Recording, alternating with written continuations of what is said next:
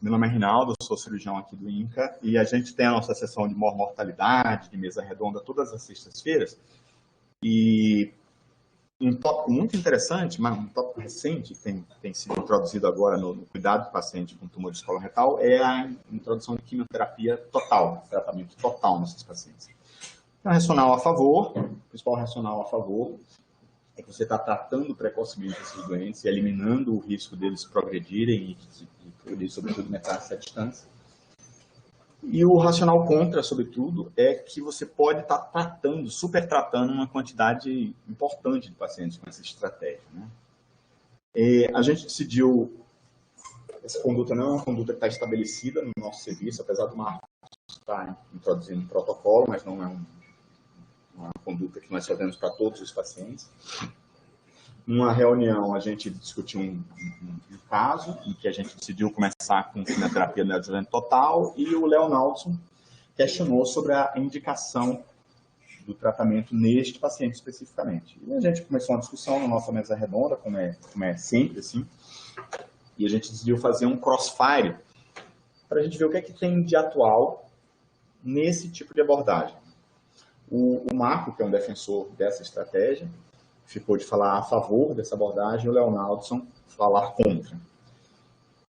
Os dois dispensam a apresentação, acho que a principal apresentação que eu posso falar são meus amigos mesmo, geralmente a gente fala isso quando vai introduzir, que são, o melhor deles é que são meus amigos, mas eu posso dizer de fato mesmo.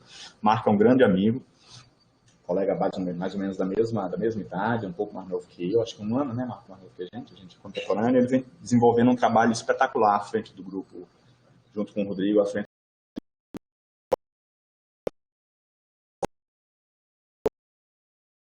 Nós éramos residentes aqui, o Léo tinha tem um papel ainda fundamental, tinha um grupo de reto que ele coordenava nesse período, ensinou muita coisa para a gente.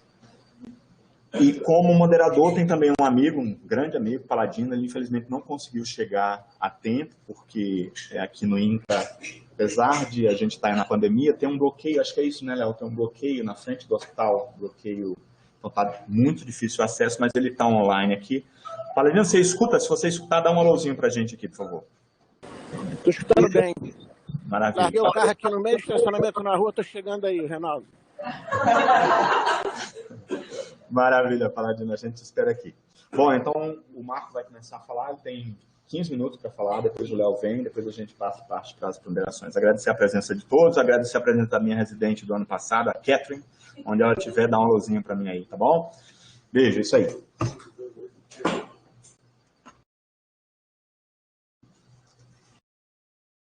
Beleza, gente. Agradecer ao Rinaldo por ter feito esse tipo de evento. Acho que essa é uma coisa que só faz com que a gente cresça, né? Acho que a divergência é importante nesse sentido, todos crescem. E acho que esse é uma forma de a gente discutir ideias, não é uma coisa pessoal, eu contra o Léo. Até porque eu tenho muita gratidão ao Léo, né? Léo, se eu sei operar câncer de reto, eu devo ao Léo. Embora não pareça, você vê que Léo não tem um cabelo branco. Ele foi meu staff, foi o staff meu do Rinaldo. Essa foto tem 15 anos, foi quando a gente lançou aquele livro vermelho, aquele manual. E ele continua com o mesmo cabelo, né? Impressionantemente, eu tenho cabelo branco, o Léo não tem, né? Então, queria agradecer ao Léo por todo o ensinamento e pelo estímulo e entusiasmo em estudar câncer coloretal. Se eu estou aqui, eu devo ao entusiasmo que Léo me passou em estudar câncer coloretal. Então, bom, vamos direto ao assunto. O Rinaldo me falou que tem um pouco tempo, eu tento resumir meus 100 slides em 15 minutos. Brincadeira.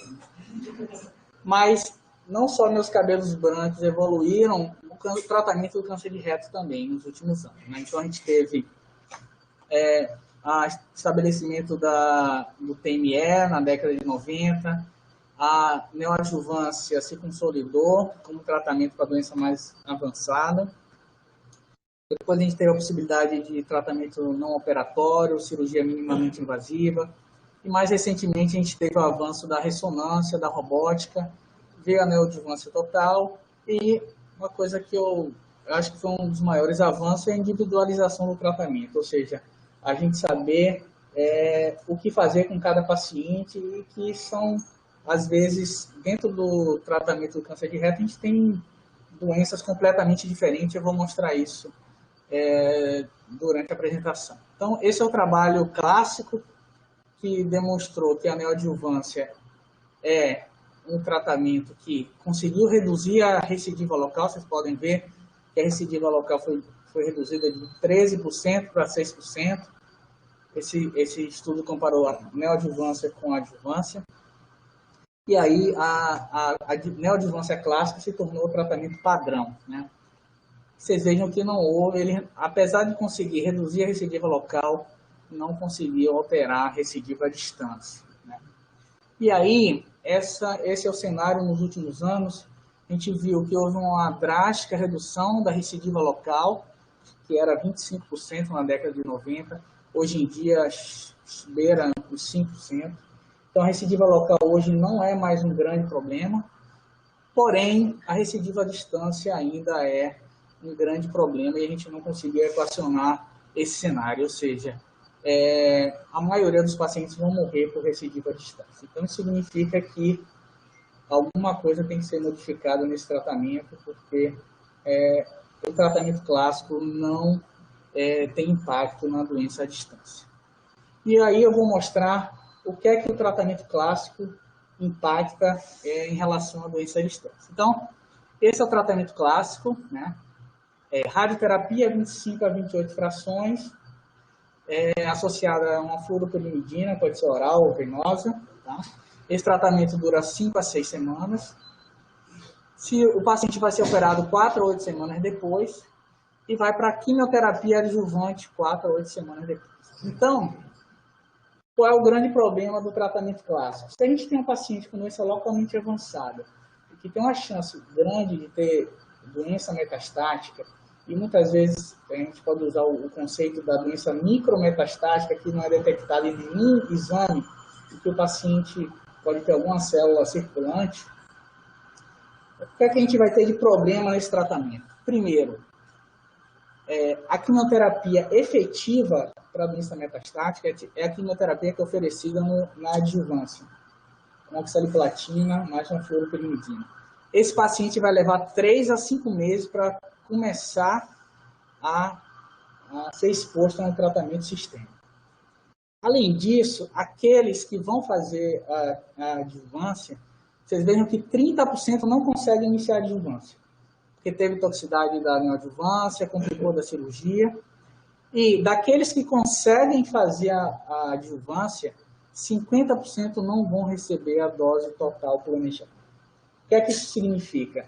Que se a gente pensa em um paciente que tem um potencial alto de doença metastática, a gente está subtratando esse paciente com tratamento clássico. Então, fica claro para mim que a gente precisa de algum outro tipo de tratamento para conseguir reduzir o que é o nosso maior problema hoje, que é a doença metastática. Então, eu poderia parar esse slide aqui, essa aula aqui, eu já estaria convencido de que o tratamento clássico não é suficiente para tratar a doença à distância, né? Mas eu tenho mais coisa para mostrar.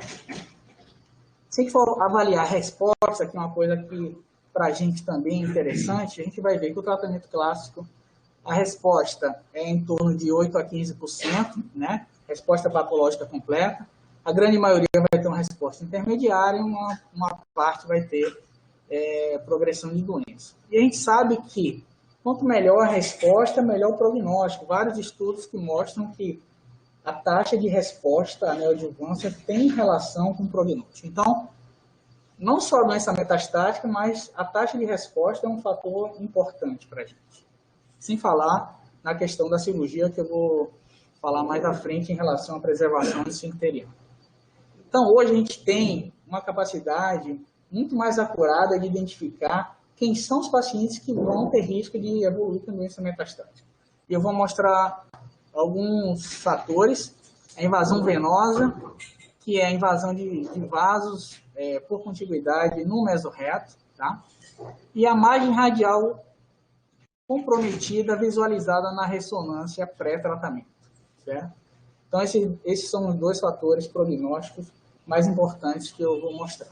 Então, esse é um trabalho do nosso grupo, da Cláudia Carrada, a dissertação de mestrado dela, que avaliou nossos casos e mostrou que pacientes com invasão venosa tiveram uma chance maior de metástase à distância. E isso, o risco foi de 3,2 vezes maior do paciente evoluir com metástase à distância, tá? Essa é uma publicação nossa que está em andamento, mas a gente tem vários trabalhos corroborando esses dados, tá? Não é uma coisa que só a gente identificou. Outro dado é a margem radial comprometida. E o estudo Mercury mostrou de forma categórica de que margem radial comprometida pela ressonância, não estou falando patológico, estou falando pela ressonância pré-tratamento, ela teve uma correlação com pior sobrevida global, pior sobrevida livre de doença e com maior taxa de recidiva. Ou seja, a margem radial comprometida pela ressonância foi um fator preditor mais importante até do que o próprio PNM, certo? Então, essas duas variáveis são importantes para a gente entender qual é o cenário que eu estou falando, tá? Então, o guideline da ESMO estratificou de forma bem clara que dentro de um diagnóstico de câncer de reto nós temos doenças completamente diferentes, não é tudo igual. Então, nós temos desde a doença inicial, a doença intermediária, a doença mais agressiva. Então, de acordo com alguns fatores de risco que eu mostrei, né, margem radial, invasão venosa, localização, o tipo de T3, do tumor T3, se é um T3 inicial, se é um T3 avançado, qual a qualidade de uma ressecção que o cirurgião consegue dar. Então, todos esses são fatores que conseguem, de forma acurada, fazer com que a gente possa predizer quem são os pacientes que vão evoluir bem e quem são os pacientes que evoluem mal. Então, tratar todos eles da mesma forma, a gente vai incorrer no risco de tentar colocar a mesma roupa em biotipos bem diferentes. Então, a gente vai incorrer em dois riscos. A gente vai supertratar quem não precisa e vai subtratar quem precisava de um tratamento mais intensivo.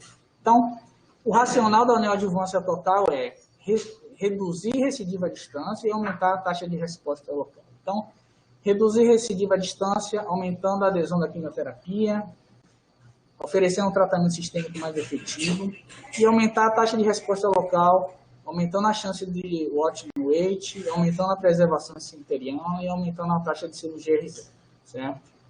Então, a ASCO, ano passado, trouxe informação de 3 trabalhos, que eu vou falar de forma bem resumida, mas só para vocês entenderem o que eu estou falando.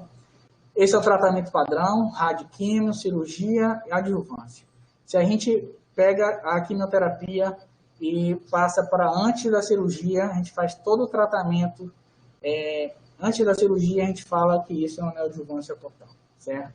Se a gente começa com quimioterapia, depois vai para a radioterapia, a gente diz que é uma quimioterapia de indução.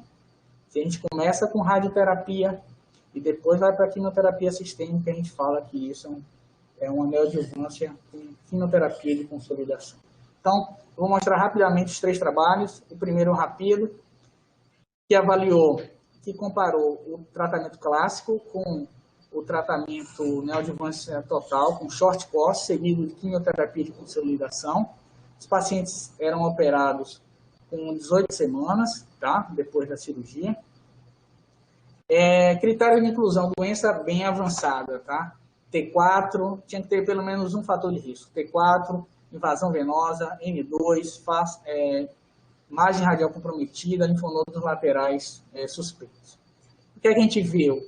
Que realmente eram pacientes com doença muito avançada, 30% eram T4, 65% M2, 30% tinha invasão venosa, 61% tinha margem radial comprometida e 15% tinha linfonodos laterais. Significa que era realmente se tratava de doença avançada. Resultados. Em relação à resposta local, o dobro da resposta local com tratamento neoadjuvante total. Ou seja, o grupo da neoadjuvância total teve uma taxa de resposta patológica completa de 28% contra 14% do tratamento convencional.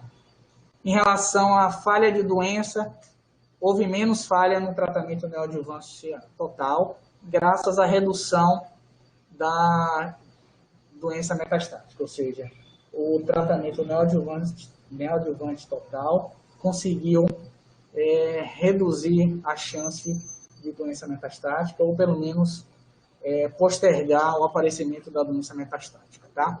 Não houve diferença no tratamento na falha local e a sobrevida global foi semelhante em 3 anos. Né? Isso foi avaliado em 3 anos. Então,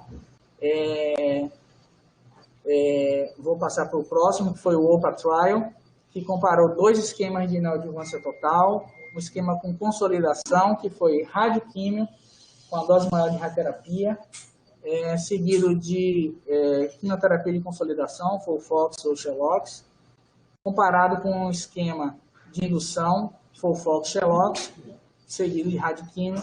Esses pacientes eram reestadiados e a esse paciente era permitido ir para o watch and wait, caso tivesse resposta clínica completa.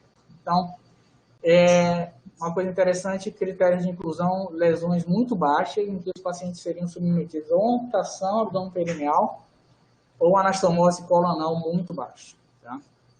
Então, em relação a resultados, a gente vê que os pacientes da consolidação conseguiram fazer uma dose maior de radioterapia, quase 53 grays, lembrando que o tratamento padrão é em torno de 50 grays. Né? Em relação à quimioterapia, não houve diferença. Então, sobrevida livre de doença foi semelhante nos 2 grupos, ou seja, para você reduzir a chance de doença metastática, na neoadjuvância total, tanto faz se fazer consolidação como indução, os resultados são iguais, tá? Em relação à redução de doença metastática. Agora, em relação à preservação de órgão, os pacientes que fizeram consolidação tiveram maior chance de ir para um tratamento não operatório de um watch and wait, tá? Então, se você pensa em fazer preservação simperiana com watch and wait, o tratamento de escolha é a consolidação, tá? E aí vocês vejam que o tratamento com consolidação, quase 60% dos pacientes tiveram resposta clínica completa e conseguiram ir para o tratamento não operatório.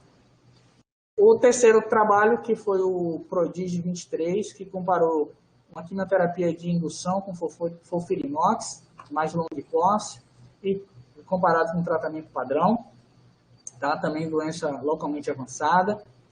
Tá? O endpoint primário foi sobrevida livre de doença. O que a gente vê aqui, uma coisa interessante, apesar de ser um tratamento bem mais tóxico, como FOLFIRINOX, a taxa de adesão, o compliance foi de 91%. Ou seja, 91% dos pacientes conseguiram fazer a quimioterapia quando ela foi utilizada em indução. É claro, um tratamento bem mais tóxico e teve uma toxicidade maior no grupo na neoadjuvância total. Tá? E um fato interessante é que o grupo da neoadjuvância total teve mais cirurgias R0, certo? Os pacientes com doença no braço controle tiveram mais progressão de doença. Tá? Em relação à resposta patológica completa, semelhante ao que a gente viu no RAPIDO, o grupo do neoadjuvância total teve o dobro de resposta patológica completa, 27, quase 28 contra 12%. Tá? Em relação à sobrevida livre de doença, semelhante ao RAPIDO, neoadjuvância total, o grupo teve melhor sobrevida livre de doença, e isso foi relacionado a menor chance de doença metastática, ou seja, neoadjuvância total diminuiu a chance de doença metastática, ou pelo menos retardou esse aparecimento, certo? Conclusão desse trabalho foi que a neoadjuvância total aumentou a resposta patológica completa, aumentou a chance de doenças com intenção curativa e melhorou a sobrevida livre de metástase e sobrevida livre de doença. Tá? Então, esse é um resumo dos 3 trabalhos, né, mostrando que a consolidação com OPRA, a taxa de resposta clínica completa foi quase 60%. Em relação à resposta patológica, tanto o Rapido quanto o Prodigi foram o dobro do tratamento padrão, né, e a sobrevida livre de metástase é maior no grupo da neoadjuvância total. Então, esse editorial saiu ano passado com algumas críticas a esse trabalho, eu vou mostrar aqui. Uma das críticas ao trabalho OPRA foi que ele foi desenhado para comparar com o controle histórico do Memorial e que não houve diferença com o controle histórico em relação à sobrevida livre de doença. A gente sabe os vieses de um desenho desse, de comparar com o controle histórico, mas independente disso, isso daqui que me chama a atenção, 60% tiveram resposta clínica completa, é um fato que a gente deve levar em consideração em relação a esse trabalho. Uma crítica ao Rapido foi que metade dos pacientes do grupo controle não fizeram quimioterapia adjuvante, porque havia hospitais que a política, nem todos tinham a política de fazer adjuvância em todos, mas aí, na publicação do Rapido, que foi recentemente esse ano, eles fizeram exatamente uma análise sobre isso e compararam o braço da neoadjuvância total com os pacientes que fizeram adjuvância e com os que não fizeram, e o benefício da neoadjuvância total se manteve nos 2 grupos, em comparação, certo? E aí tem uma crítica que eu entendo, porque quem fez esse editorial americano, falando que o Rapido tinha doença muito avançada e que isso não poderia ser generalizado para lesões T3 ou N1. E é claro, né? Porque neoadjuvância total justamente para doença avançada. Isso não vai ser para doença mais inicial, como eu mostrei. Então, e a outra crítica ao Prodigi 23 foi que o irinotecan que teria feito a diferença e não a sequência do tratamento. E aí eu vou discordar porque só foi possível usar o FOLFIRINOX se fosse da neoadjuvância total. Como adjuvância isso não poderia ser feito. Então a sequência é importante. Não só talvez aumento a adição de uma outra droga, mas a sequência é importante. Então, a mensagem da ASCO desses 3 trabalhos para mim foi que a neoadjuvância total se consolidou como tratamento padrão para doença avançada, com risco de doença metastática, e eu mostrei quem são esses casos, que aumentou a taxa de resposta patológica completa, aumentou a sobrevida livre de doença, permitiu mais cirurgias R0. Outro achado foi que o short course é um tratamento seguro para doença avançada e a consolidação deve ser utilizada quando a gente quiser uma resposta maior. Então, a gente não vem fazendo isso desde agora, isso não é uma coisa que parece ser um modismo, a gente já faz isso desde 2017. Esse foi o nosso primeiro trial randomizado aqui do INCA, que a gente analisou neoadjuvância total com indução, e sendo que um braço faria AS, o outro braço placebo. A gente queria estudar a potencialização do AS em relação à resposta, certo? A gente começou isso em 2017. Os critérios de inclusão é o nosso perfil de paciente, que é igual no Rapido, lesão T4, invasão venosa, margem radial comprometida, linfonodo lateral positivo, tumor de reto inferior.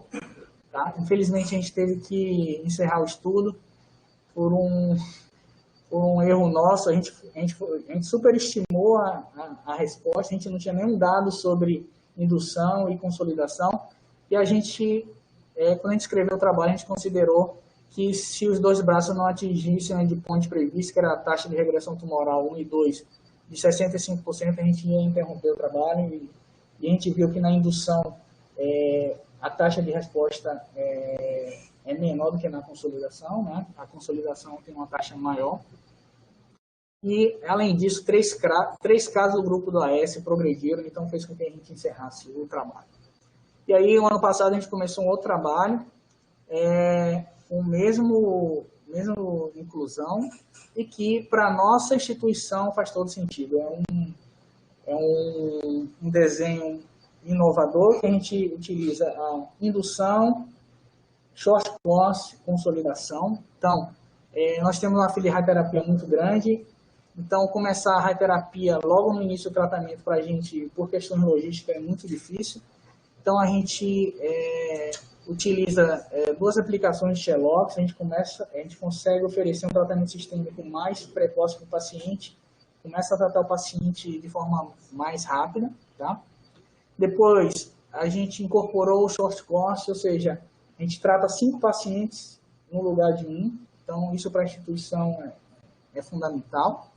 E além disso, a gente consegue o benefício da consolidação, como vocês viram, esses pacientes vão ser operados em 16 a 20 semanas depois de todo esse esquema. Então, esse trabalho já está aberto, a gente já incluiu uns 6 ou 7 pacientes, e a nossa ideia é incluir cada vez mais pacientes. Tá? Então, no nosso algoritmo, a gente vê que eu posso falar que a gente não oferece neoadjuvância para todos os casos, a gente oferece neoadjuvância total para os casos que tem realmente aqueles fatores de risco, T4, margem radial positiva, invasão venosa extramural, baseado naqueles resultados, inclusive nos nossos resultados. Né? Então, esse é um tratamento que deve ser realmente utilizado mais para um grupo especial de pacientes. Tá? Então, isso não é uma coisa nossa, não é uma coisa só nossa. O próprio NCCN se curvou, esse é o NCCN 2021, tá? E no guideline do NCCN 2021, eles consideram a neoadjuvância total para os casos de lesão avançada. T4, margem radial comprometida pela ressonância, tá? E eles consideram tanto indução, consolidação, tanto faz, então isso não é uma coisa especificamente nossa. Né? Então, aquilo que eu falei que era um racional, vou acabar. Aquilo que eu falei que era um racional, na verdade, eu posso dizer que é um efeito da neoadjuvância, como eu mostrei, porque conseguiu reduzir doença à distância, aumentou a adesão à quimioterapia, vocês vejam que mesmo com um esquema mais tóxico, a adesão foi muito maior. A gente consegue oferecer um tratamento sistêmico bem mais efetivo, lembrando que no tratamento clássico, 30% não conseguem iniciar a quimioterapia e 50%, só 50% vão conseguir fazer a dose total. Tá? E além disso, a gente teve um ganho na resposta local. 60% no estudo OPRA, teve taxa de resposta clínica completa, isso aumentou a preservação cemiteriana, e além disso a gente conseguiu uma taxa de cirurgia R0 maior, mostrada no estudo PRODIGE. Então, a pergunta que eu faço é, devemos ainda continuar tratando todos da mesma forma? E aí eu trago esse filme, que é um clássico italiano, que tem 50 anos, e que o título é Três Homens em Conflitos.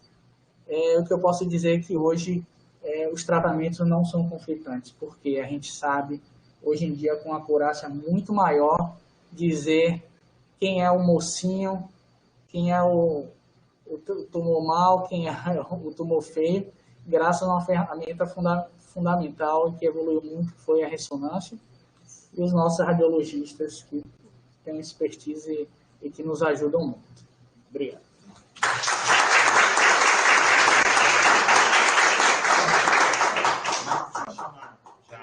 Já vamos seguir direto, já chama direto o Léo.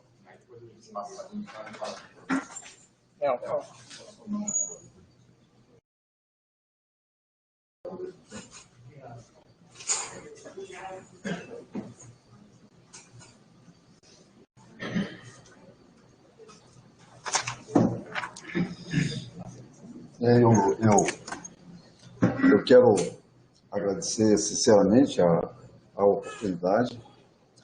Eu sempre acho que a reverência ao passado torna sustentável e fortalecido o futuro. E reverenciando o passado, me foi muito grato, Valadão, ouvir de você que eu tive alguma influência na sua formação. Eu quero, de forma muito recíproca e verdadeira, dizer que é traço de gratidão, é traço de recompensa, ter-se a possibilidade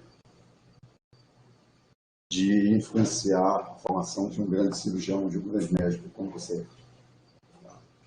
Eu, na sua formação como residente em cirurgia oncológica, eu era exatamente o que você é hoje. O que me lembra é que, diante de você, eu estive, tecnicamente, diante de um grande cirurgião que, hoje em dia, o seu nome precede na proctologia oncológica a sua pessoa. Parabéns. Agora, feito esse afago,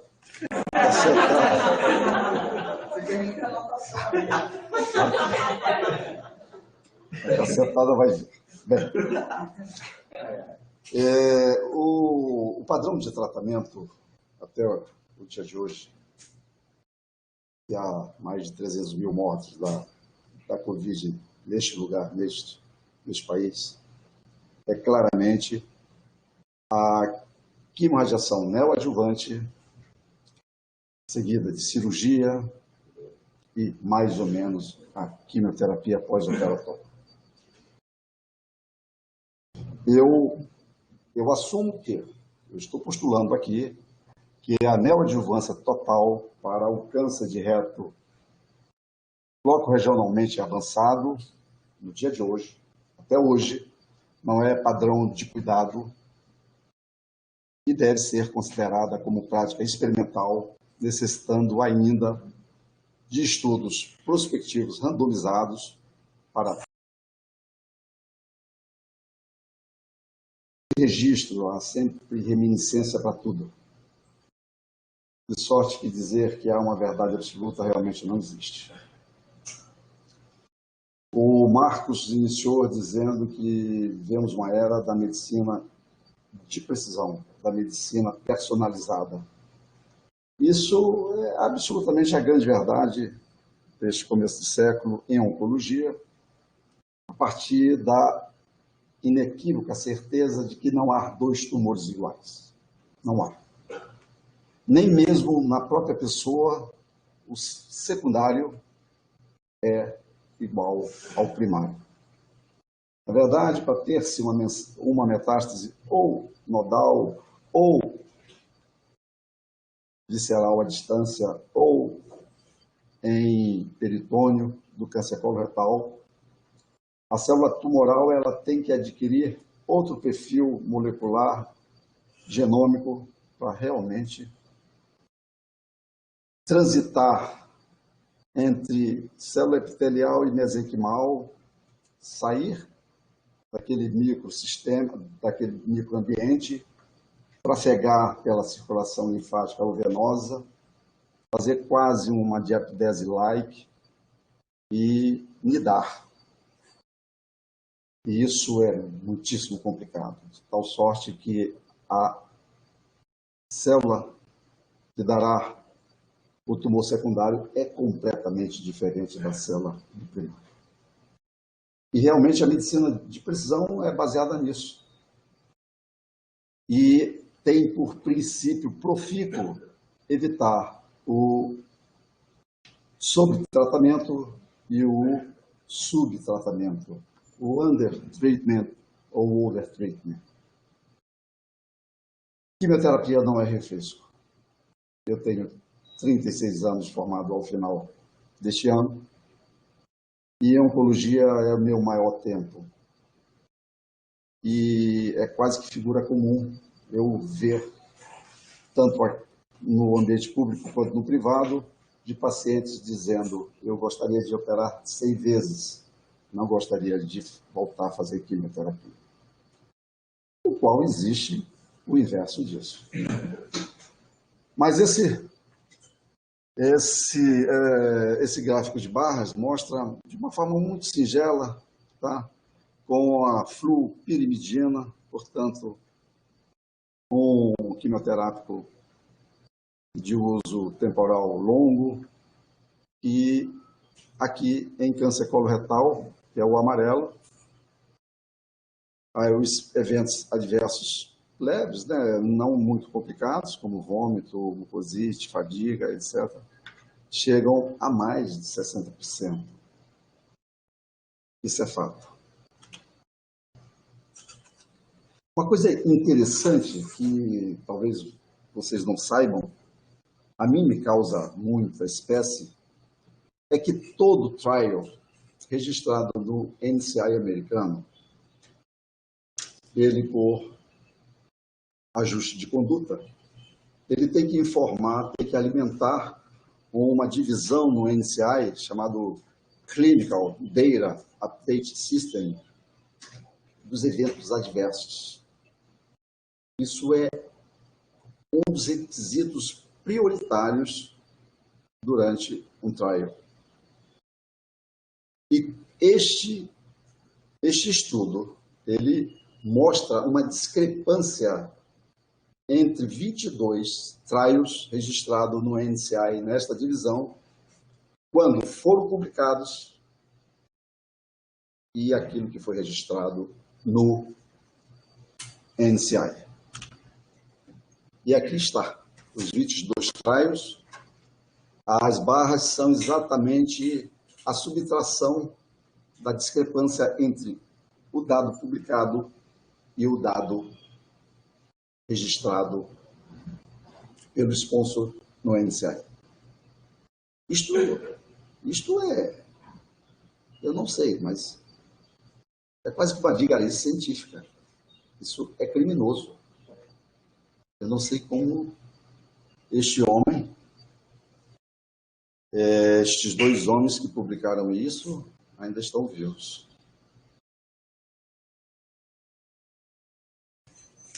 O Marcos falou que o grande racional, e eu concordo, tá?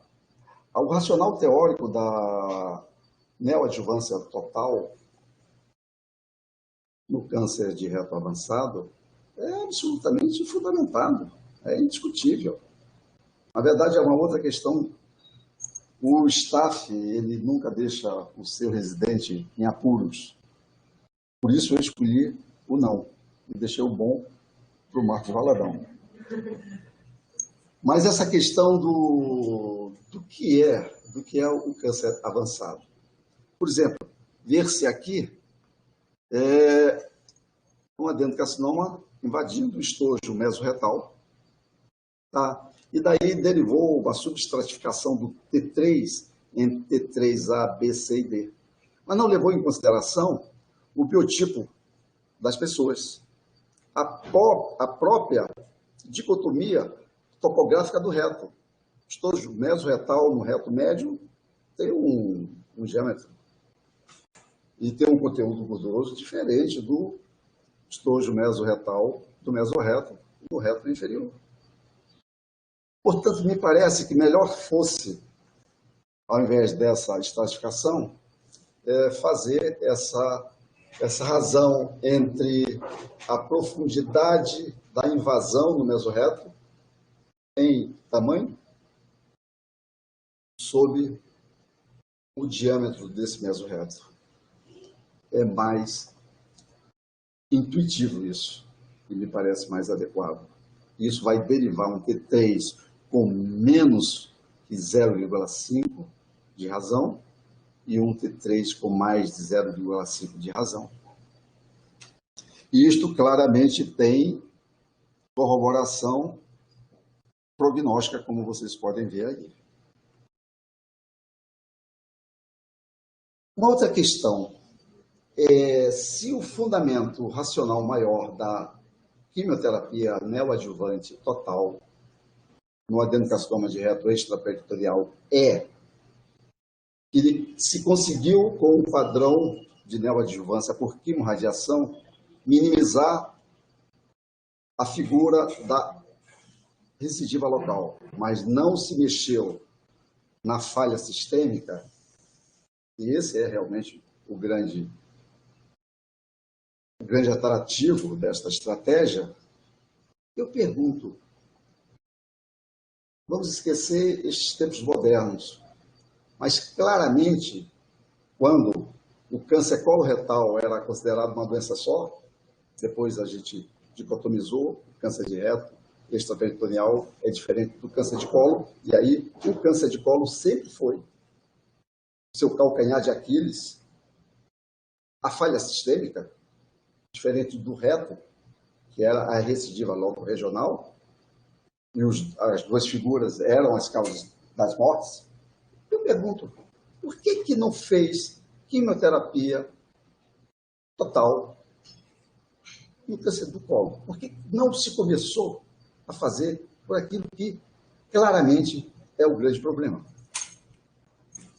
Por quê? Eu não sei.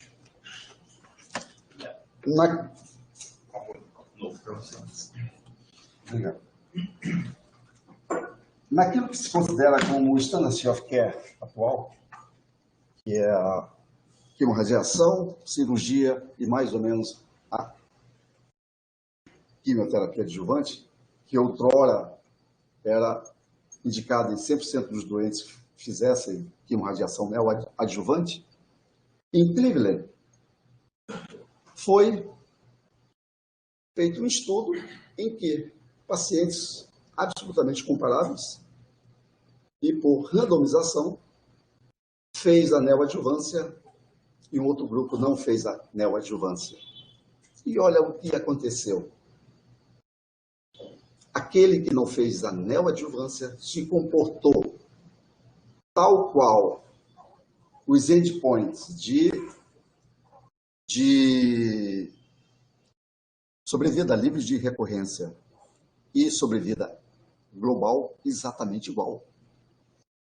Portanto, existe um subset, existe uma subpopulação de pacientes com adenocarcinoma de reto extraperitoneal avançado, localmente avançado, que poderia dispensar as auguras da quimioterapia e, ainda assim, evoluir igual, como foi aí bem demonstrado.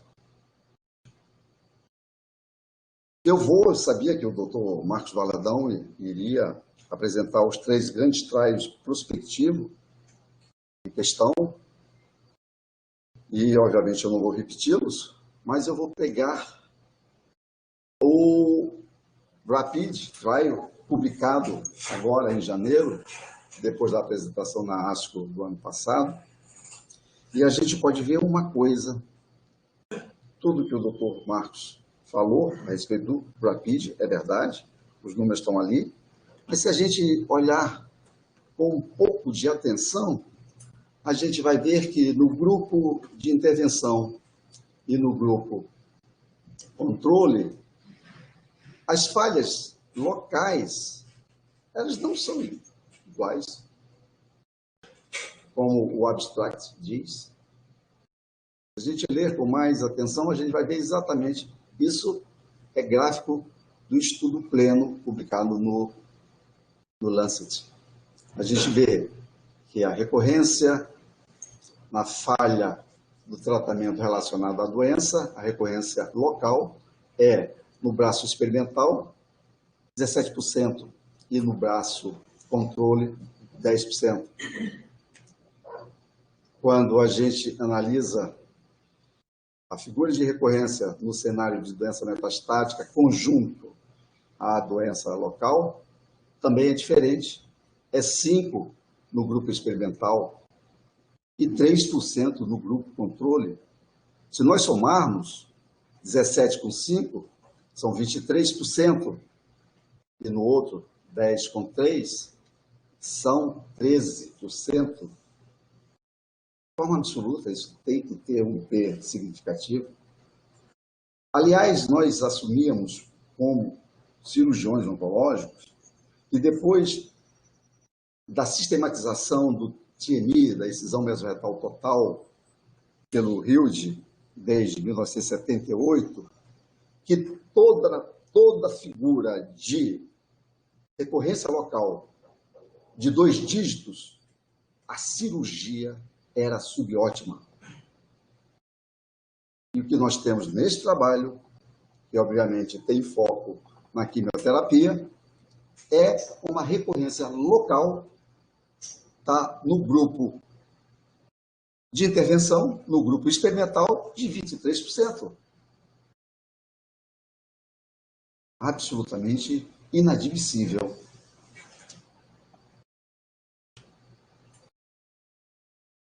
No RAPID, quando a gente analisa a curva de sobrevivência global, os dois grupos são absolutamente superponíveis.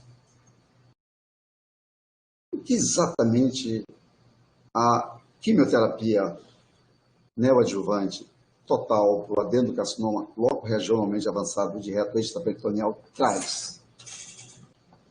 Só aumenta a taxa de resposta patológica completa?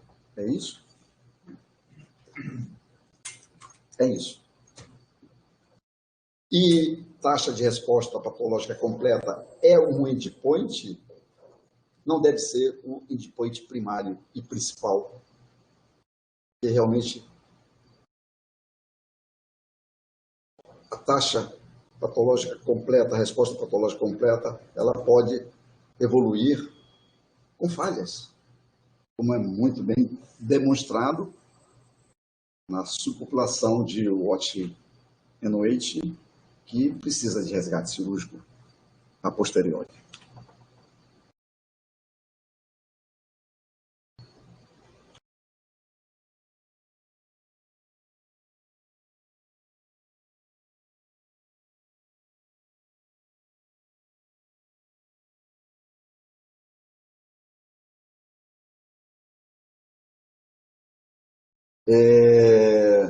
Neste artigo, o impacto entre quimorradiação e excisão mesoretal total, resposta patológica completa.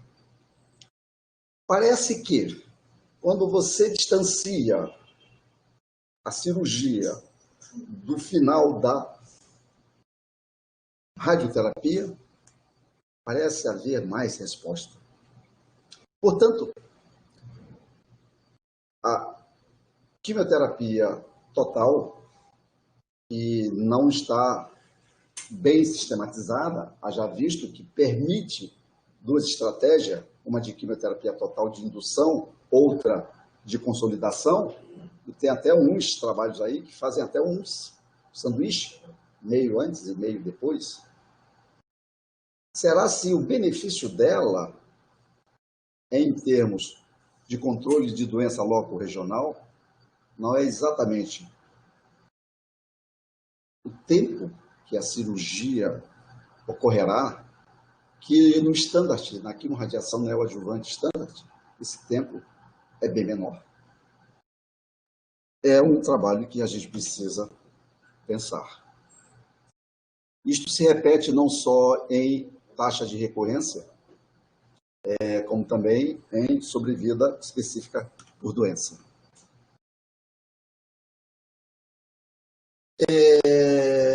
Aqui um outro artigo sobre o overtreatment, tá, com a quimorradiação. Tá.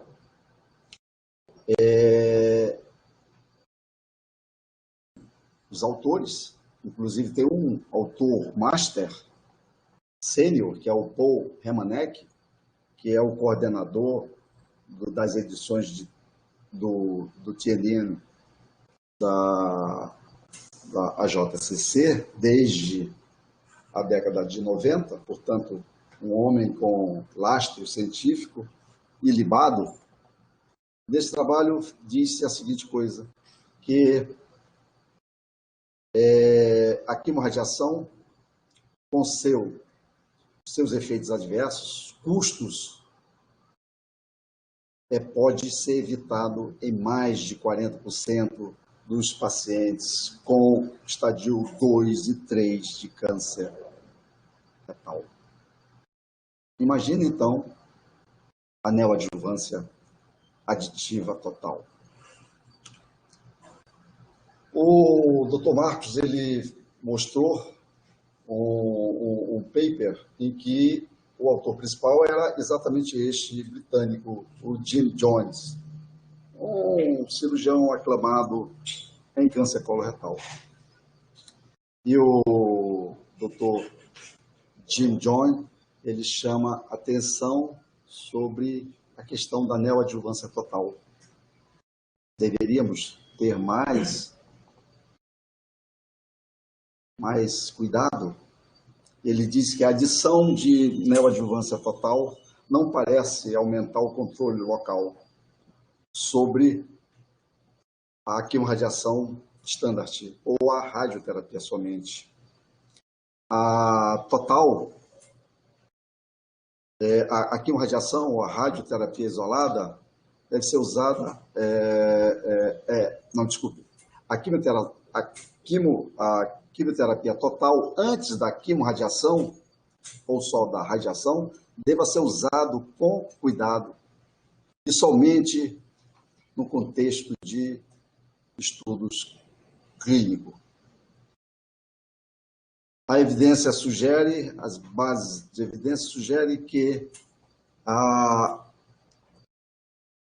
quimorradiação concorrente com a quimioterapia parece ser, a quimioterapia com a quimorradiação ou só a radiação como tratamento neoadjuvante parece ser a melhor opção para pacientes que têm câncer retal avançado e que o volume de irradiação deva ser feito em toda a doença loco-regional. O fuzil está aceso com relação à quimioterapia total. Aqui, em paper recentemente publicado no British Journal of Surgery do ano passado, o autor diz que respostas à quimioterapia neoadjuvante parece ser heterogênea devido às diferenças de perfis imunológico e genético do tumor. Isso também eu acho que é uma grande verdade. Se isso é uma grande verdade, como aí demonstrado, e eu me remeto a uma lição do passado, que é do Magic Trial, que mudou o paradigma do tratamento neoadjuvante do câncer gástrico e do câncer do adenocarcinoma da GEG, e que validou a utilização da neoadjuvância para esses tumores. Mas quando se passa uma lupa e substratifica a população submetida à neoadjuvância do adenocarcinoma gástrico e de GEG, vê-se que há duas populações que resultam completamente em termos de outcome. Como, por exemplo, a sobrevida deste grupo é muito boa. A sobrevida deste grupo é exatamente o inverso. E esta é a população estudada no Magic Trial. Eu até na mesa redonda passada, eu até me remeti a esse. E é exatamente o quê? Inclusive, aqui tem neoadjuvância e cirurgia. E aqui tem só cirurgia. Então, muito provavelmente, existe vida além do que a gente está vendo. E aqui, o perfil molecular demonstrou que os tumores, os adenocarcinoma, MSI-high e com deficiência de proteína de reparo, eles vão mal com quimioterapia neoadjuvante. Aliás, o FDA, esta semana, liberou o uso de pembrolizumab neste contexto de neoadjuvância do adenocarcinoma gástrico e de GEG. A conclusão é de que a deficiência de proteína de reparo e a instabilidade microsatélite alta estão associadas com o prognóstico positivo, o efeito prognóstico positivo em pacientes tratados exclusivamente com cirurgia e negativo quando tratados com quimioterapia neoadjuvante e cirurgia. Talvez precisemos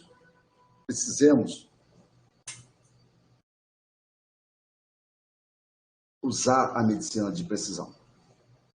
E hoje já há tecnologia para isso, inclusive comercialmente disponível. É o DNA tumoral circulante.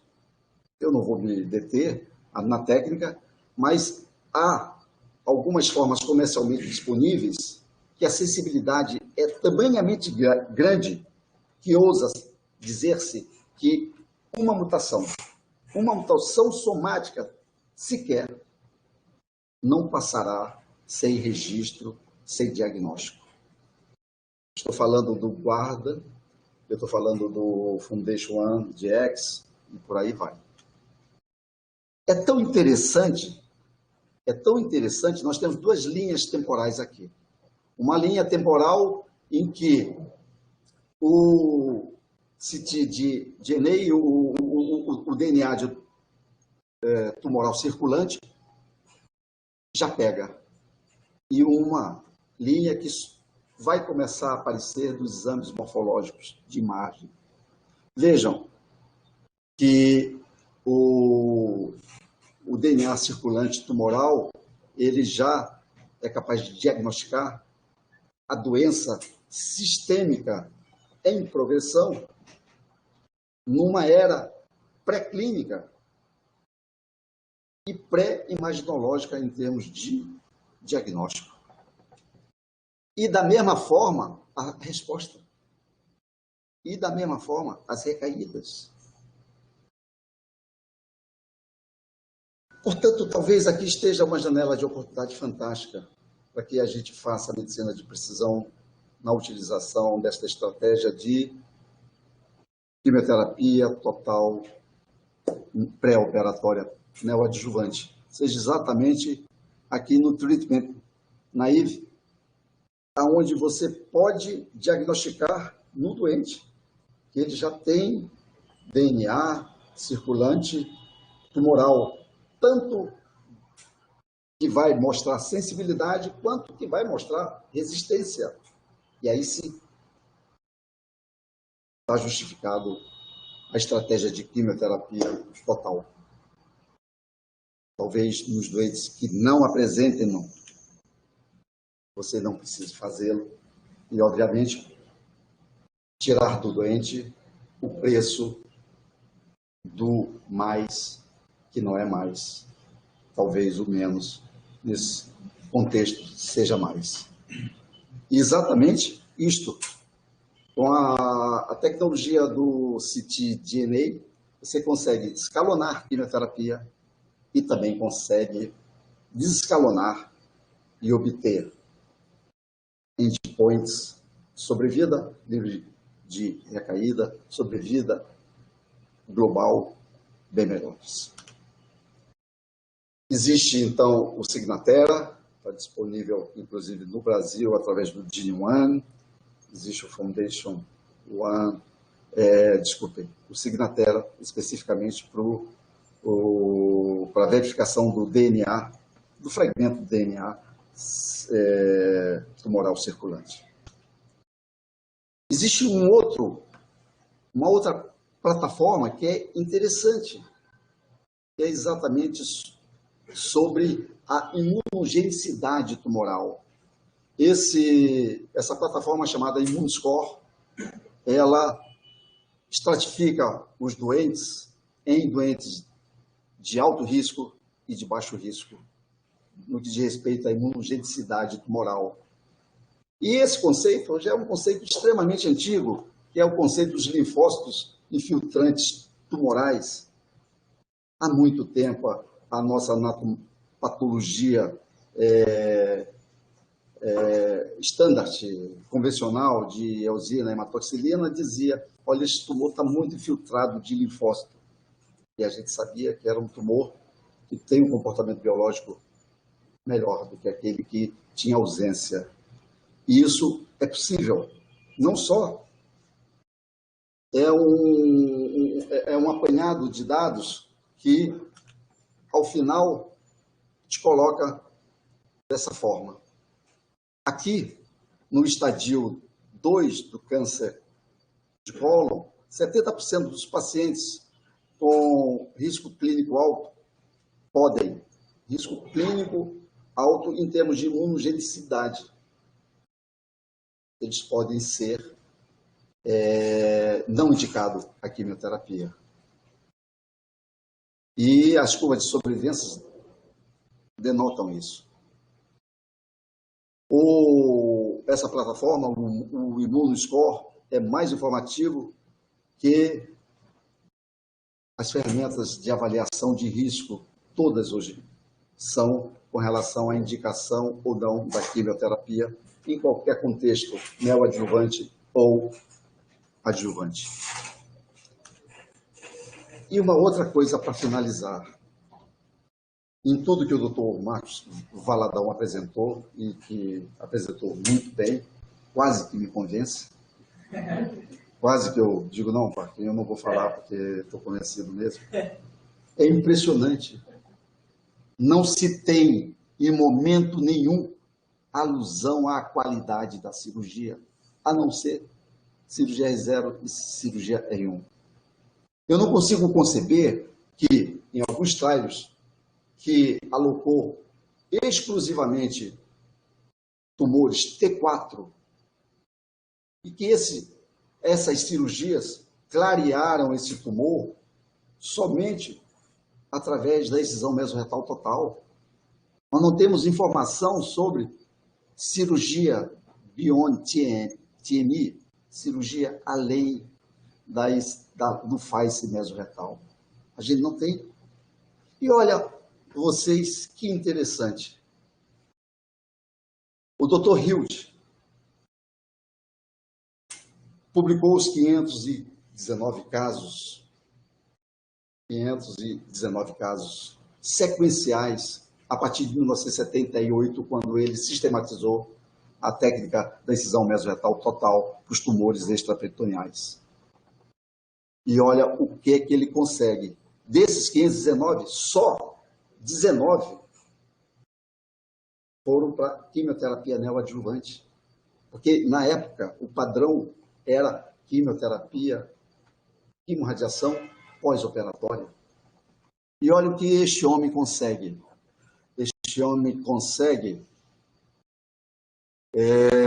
uma figura de controle local de 3% em 5 anos e 9,4% em 10 anos.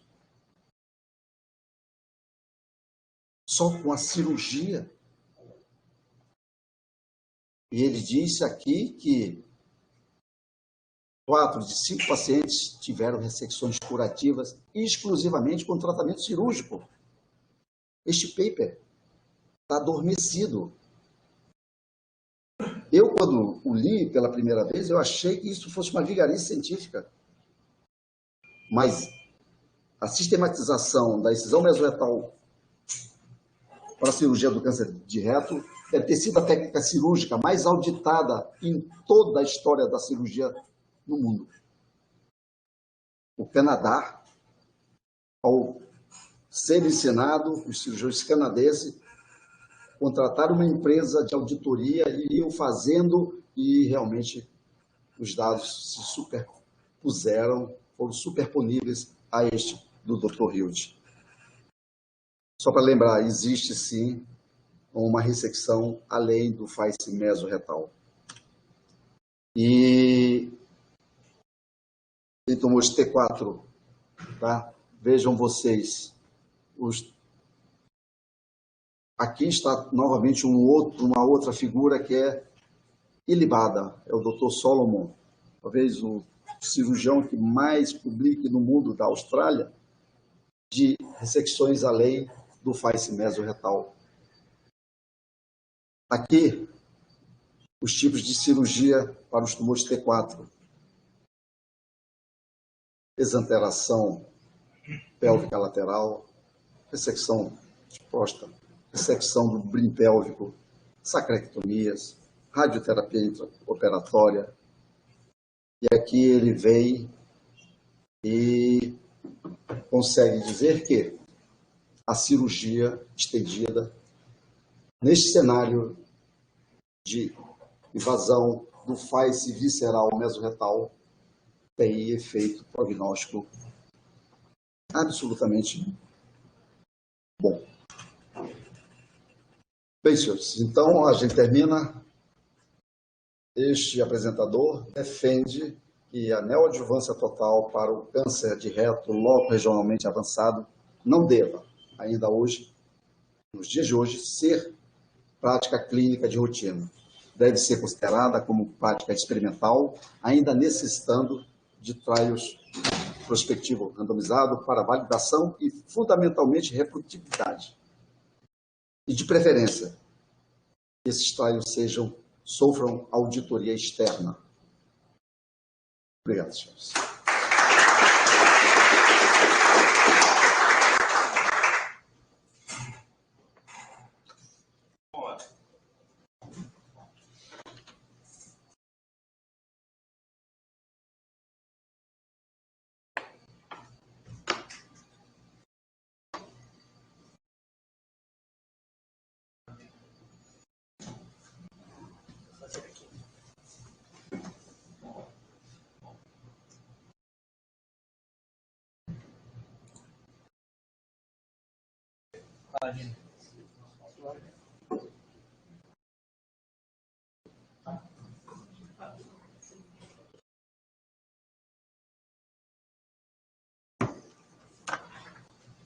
Bom, gente, eu vou agradecer o convite para moderar essa sessão, como eu falei, ser juiz dessa briga dos dois gigantes aqui. Muita gente não sabe, mas eu também fui residente do Leonardo, por incrível que pareça. Ele não deve lembrar disso, mas ele foi meu staff enquanto um mês e meio. Enfim, a gente está com o tempo avançado, então vamos direto ao ponto. Eu fiz algumas anotações enquanto eles conversavam aqui, só para não me perder na discussão. E realmente câncer de reto é interessante que traz discussões eternas, né? É uma patologia que está fadada a ser um ponto de discussão. Antes, há pouco tempo atrás, a gente estava mais focado na discussão do operar ou não operar. Ainda existe essa discussão, mas agora está perdendo espaço para neoadjuvância total ou não neoadjuvância total, né? Então, sempre tem um ponto de discórdia e de discussão. É a patologia que sempre traz para a gente essa oportunidade, porque a gente só cresce com isso. Na verdade, eu acho que dá para a gente defender aqui os dois apresentadores, né? Porque, de fato, se a gente for considerar que em oncologia a gente usa muito o endpoint de sobrevida global como o principal marcador de ganho que a gente busca, a gente não teve nenhum estudo que mostrou um ganho de sobrevida global com neoadjuvância total. Isso permite que o Léo defenda o ponto de vista dele, como quimio-radioterapia sendo padrão, né, pré-operatório sendo um padrão de tratamento até hoje. Por outro lado, se a gente for buscar outros pontos, outros parâmetros de benefício, que de fato são muito importantes, como a resposta patológica completa, que a gente sabe que isso está relacionado a um benefício no câncer coloretal, sobrevida livre de progressão, livre de doença, sobrevida livre de doença metastática, a gente tem o benefício de fazer neoadjuvância total e aí defendendo do ponto de vista do Valadão. Então, isso depende muito do que a gente está buscando de benefício para a gente defender ou não a neoadjuvância total. Assim, é controverso ainda porque a gente não tem, na verdade, o melhor esquema de tratamento definido. É melhor você fazer FOLFOX, CAPOX. A gente sempre achou que FOLFOX e CAPOX eram esquemas semelhantes. E a gente ainda acredita nisso na maior parte dos cenários, mas só lembrando que há pouco tempo atrás a gente teve o estudo IDEA para tratamento adjuvante e CAPOX foi um pouco superior ao FOLFOX, então hoje a gente já não tem tanta essa certeza. Então qual é o melhor esquema de tratamento neoadjuvante? É FOLFOX ou CAPOX? Quando a gente for fazer neoadjuvância total, né? Você incorporar o irinotecano faz diferença, fazer FOLFOXIRI, ao invés de fazer FOLFOX, por exemplo, a gente tem que comparar que o Prodigy não comparou o esquema FOLFOXIRI com o FOLFOX. O esquema do outro braço era o esquema de tratamento convencional com quimioterapia. Então, a gente não sabe nem qual é o melhor esquema de tratamento com quimioterapia, o melhor protocolo quando a gente está fazendo neoadjuvância total. Então, é um ponto ainda muito sujeito a discussões, né? E entrando na radioterapia, a gente também não sabe qual é o melhor protocolo de radioterapia. Radioterapia short course ou não course? A gente não tem, de fato, uma comparação das dois esquemas.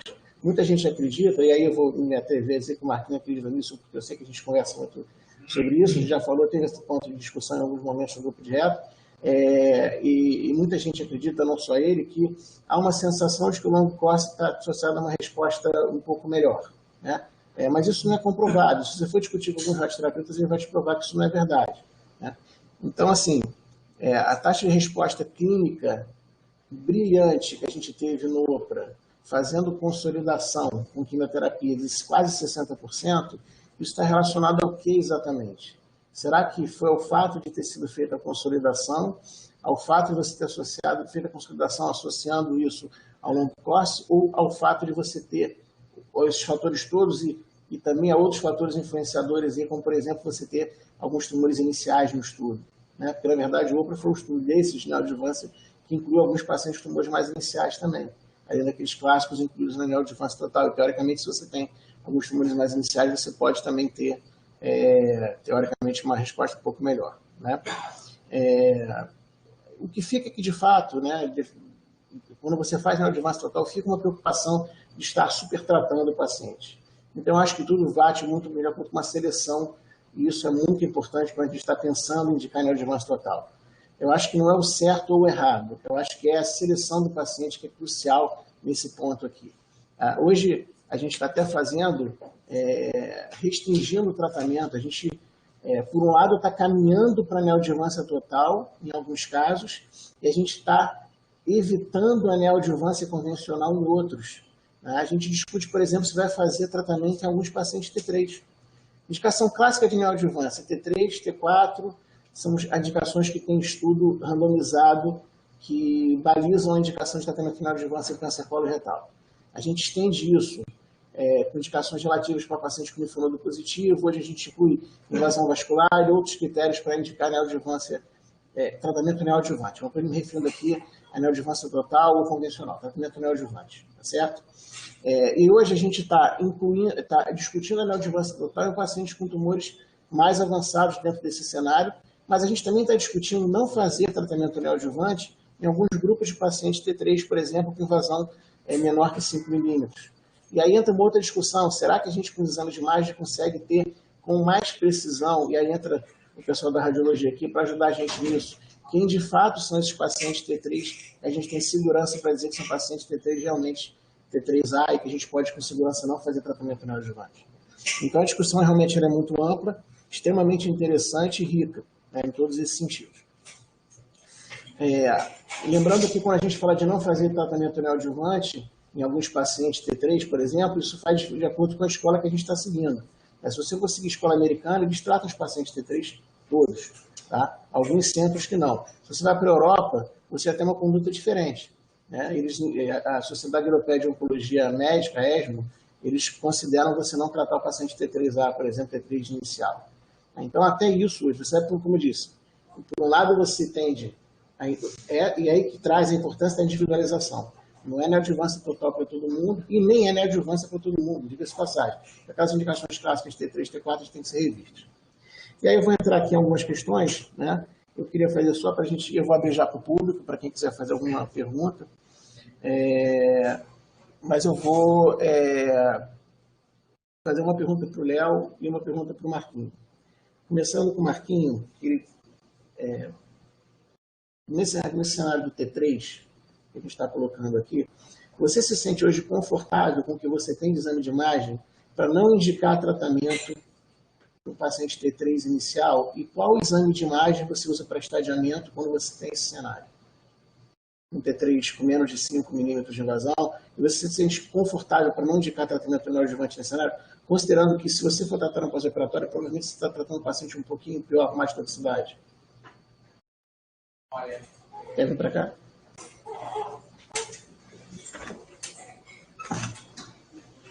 Eu me sinto confortável, mas eu sei que a responsabilidade nossa acaba sendo maior, porque se você não indica a neoadjuvância, você tem que fazer a cirurgia do ponto de vista oncológico de forma perfeita, né? Então, você tem que fazer incisão mesorretal grau 3, não pode violar o mesorreto.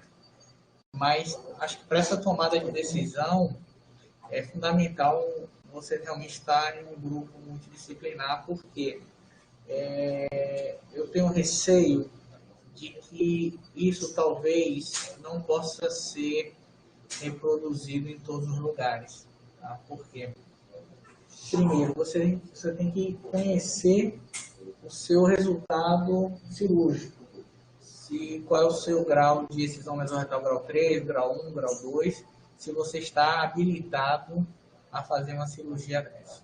Esse é o primeiro ponto. O segundo ponto, você precisa de uma equipe multidisciplinar, porque não é só fazer uma ressonância, é fazer uma ressonância com alguém que entenda e que faça a angulação correta. Então, o radiologista é fundamental nessa decisão. Um bom radiologista e com expertise nisso é fundamental. Então, aqui eu tenho muita segurança porque a gente está cercado de gente que a gente confia que tem muita experiência nisso. Então, eu me sinto à vontade de oferecer isso para o paciente. Eu tenho uma pergunta para o Léo também, mas e uma para ambos. Então, como o Marquinhos está aqui do lado, eu já vou fazer aqui vocês dois e depois eu passo para o senhor. A pergunta que eu queria fazer para ambos é o seguinte: neoadjuvância total não é um padrão para pacientes com tumor inicial, mas você indicaria para um paciente com tumor inicial muito baixo, que não gostaria de ser submetido a uma ressecção abdominoperineal, que seria a cirurgia para esse paciente? Digo assim, um paciente com T2, por exemplo, invadindo marginal ali, que seria o paciente para uma RAP, e que não deseja de forma nenhuma passar por esse procedimento. Você indicaria, no sentido de você tentar ter a cirurgia? Eu indicaria, mas eu acho que essa é uma conversa que o paciente tem que estar ciente disso, entendeu? Porque, como eu mostrei, claro, o racional da neoadjuvância total, além de reduzir a chance de doença metastática ou postergar o aparecimento, a resposta local, a depender do esquema, você vai ter uma resposta local maior. Mas o que o Léo mostrou, e eu concordo, não é um tratamento inócuo, você tem toxicidade. Então, uma lesão inicial em que a cirurgia é uma mutação de reto e que você vai propor isso, eu acho que esse é um caso que você tem que discutir realmente com o paciente. Ele tem que entender o que é que ele vai passar e quais são o que é que ele vai enfrentar nesse tratamento, com a perspectiva de não ser operado caso ele tenha a resposta clínica completa. E aí, o Léo falou muito bem em relação à predição molecular, que hoje em dia, infelizmente, a gente ainda não tem. Então, é possível que, mesmo com todos aqueles fatores de risco que eu mostrei na ressonância, que a gente sabe que os pacientes têm uma chance grande de ter doença metastática, é possível que alguns desses pacientes poderiam não fazer neoadjuvância total, mas a gente não sabe hoje em dia quem são, do ponto de vista molecular. Então, acho que essa é uma coisa, especificamente para esse caso que você falou, que precisa ser discutido com o paciente. Léo, agora, por favor. Bom, a pergunta para o Léo são duas perguntas que têm relação. Primeiro, obviamente, que eu queria te perguntar, já que você foi contra, eu sei que eu queria te perguntar se você tem algum cenário que você inequivocamente indica neoadjuvância total. Aquele paciente chega no seu consultório e fala assim: não, olha, apesar de ser contra a neoadjuvância total, esse paciente aqui, para mim, ele tem benefício. E que benefício você está buscando com isso? Né? Ou seja, eu estou aqui nesse caso aqui, eu estou querendo buscar uma resposta muito boa para um T4, com vazão de sacro, seja o que for, para evitar uma cirurgia maior. E também a resposta para a cirurgia, a pergunta do Valadão, que foi feita para o Valadão, que é esse caso você concorde com o neoadjuvância em algum cenário, se nesse cenário tem uma cirurgia que seria uma amputação de reto para um paciente jovem, por exemplo, uma lesão muito baixa, que se nega essa cirurgia, se você se dobraria a fazer uma neoadjuvância total nesse caso. Ok.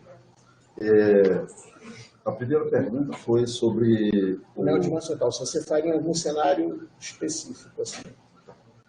Eu confesso que eu tendo a aguardar aquilo que eu defendi, né? mais estudos prospectivos randomizados, né? Multicêntricos, que muito provavelmente vai definir a melhor população a ser tratada. Eu não sou absolutamente contra o método. Eu acho que a forma como se indica, levando em consideração a estratificação, é que me parece não é muito longe do ideal. Tá? No cenário metastático, claro que sim. Né? Doença sincrônica hepática, onde a doença hepática é a dominante, e com tumor primário não sintomático, naturalmente, todos os focos para a quimioterapia de conversão ou de indução hepática, né? Claramente. Agora, no cenário não metastático, eu não indicaria. Tá? Eu não indicaria. Salvo se eu tiver disponível uma plataforma dessa, uma assinatura genômica, mais precisamente uma variação de fragmento de DNA tumoral circulante positivo, uma carga alta, por coerência, inclusive do que eu falei, eu acho que aí sim, eu acho que essa é a indicação indiscutível da neoadjuvância total. Esse é um ponto. A outra questão é se eu indicaria, eu acho que a primeira já responde a segunda, principalmente no tumor inicial, porque o doente não quer de maneira nenhuma viver com uma colostomia, não quer operar. Eu tenho as minhas convicções, mas como diz o Mauro, o homem e suas circunstâncias. Talvez ali, né, de forma humanista, eu vou tratar esse doente, vou dizer, né, que eu acredito na cirurgia como o elemento da estratégia mais fundamental para o câncer loco regional, de reto. Tá? Eu realmente considero a quimioterapia e a radioterapia como tratamentos aditivos, não principal, e, de acordo com o humanismo, eu vou dizer que ele possa fazer um tratamento mais de quimio-radiação, não de neoadjuvância total, inicialmente. Se esse paciente não responder, etc., aí sim, aquela velha questão, o homem e as suas circunstâncias. Bom, queria agradecer a ambos e saber se a gente tem tempo para mais uma pergunta de quem está participando de fora. Alguém deseja fazer alguma pergunta, alguma questão?